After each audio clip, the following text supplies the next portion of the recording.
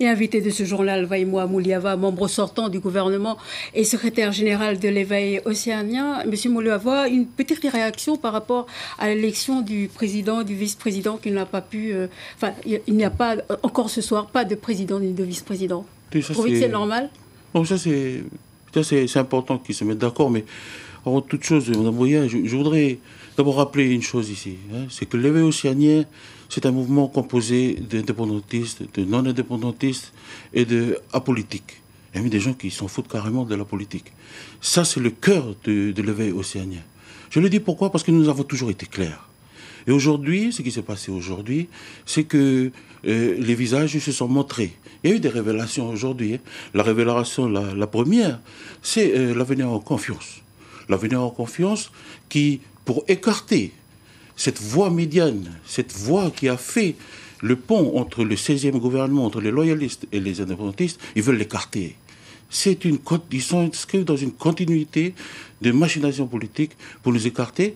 Et au prix de quoi? Au prix de reporter une de ces voies envers l'UNI. Il y a ici un rejet de cette troisième voie, mais aussi un rejet de la communauté wallisienne et futunienne. Et en filigrane, celle de la société civile. Monsieur Mouliava, est-ce que finalement, parce que vous étiez sur le place éligible, la 4e position sur la liste UCF-LNKS nationaliste éveil océanien, est-ce qu'aujourd'hui, d'après vous, vous ne payez pas finalement le prix des positions de votre parti, c'est-à-dire un coup avec l'avenir en confiance et un autre coup avec les indépendantistes? Non, pas du tout, parce que comme je vous l'ai rappelé, nous avons toujours été clairs. Nous pouvons travailler avec tout le monde, puisque nous sommes au sein de notre parti habités par ce sacrifice qui a été cette poignée de main de Jean-Marie Tjibaou et de Jacques Lafleur. Nous sommes inscrits dans ici. Moi-même, je suis du programme 400 cadres qui est issu de ça. C'est-à-dire que ce sont des calculs arithmétiques. Vous savez, quand vous avez 54 élus au Congrès, tout est possible. Tout est possible. Et les calculs politiques qu'il y a eu aujourd'hui, ce sont des calculs politiciennes. Les calculs que nous avons faits, le président l'a rappelé, c'est un calcul humain. C'est quoi? C'est la politique du don de soi. Nous l'avions envisagé. Est-ce qu'aujourd'hui on est déçus? Non.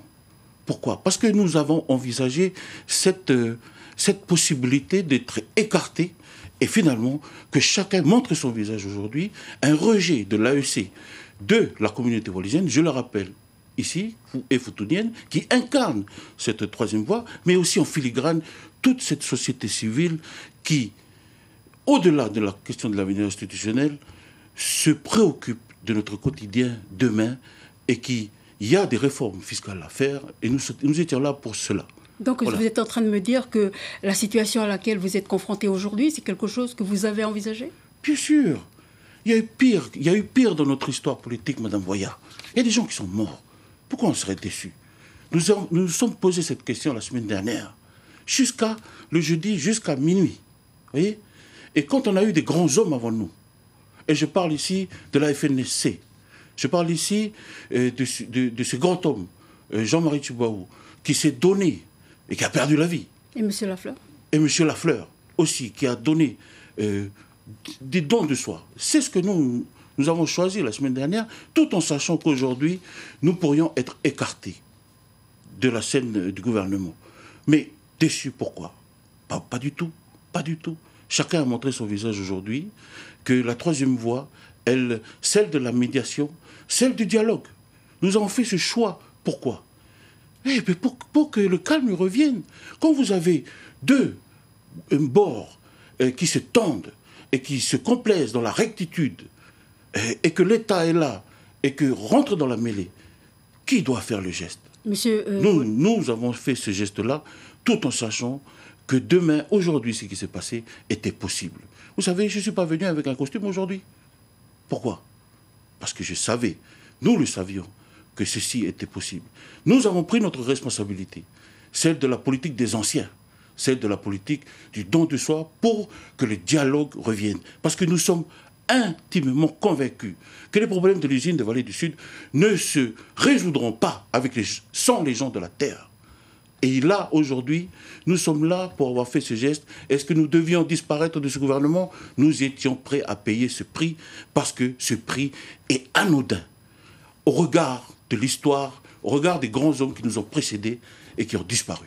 Monsieur Mouliava, dernière question. Pensez-vous que Monsieur Népeoun sera toujours la prochaine liste candidat à la présidence? Est-ce qu'à ce niveau, il y a des tractations entre vous? Écoutez, comme on dit, hein, une bataille est perdue, mais la guerre n'est pas finie. Moi, je préfère nous concentrer. Nous avons nos comités locaux, nous avons un ancrage depuis le communal. Le travail va continuer. Tout ce que je souhaite à ce gouvernement, pour tous les gens de la population, là, qui se mettent d'accord pour élire un président et puis faire le travail pour lequel nous avons été élus. Nous avons fait ce travail-là et nous avons la faiblesse de croire qu'aujourd'hui, la rentrée des classes s'est faite correctement, la levée des barrages s'est faite correctement, parce que nous avons fait notre don de soi, nous avons pris notre responsabilité. Aujourd'hui, j'appelle les responsables politiques qui sont devant de prendre les leurs.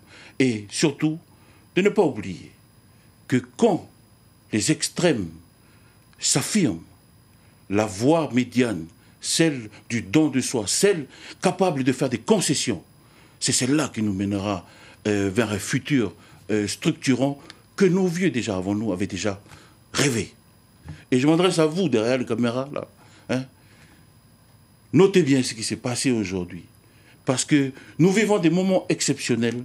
Et ce qui s'est passé aujourd'hui, nous pouvons dire que ce n'est pas à la hauteur des enjeux que notre pays est en train de vivre aujourd'hui. Et puis, chacun prendra ses responsabilités et la facture se paiera encore.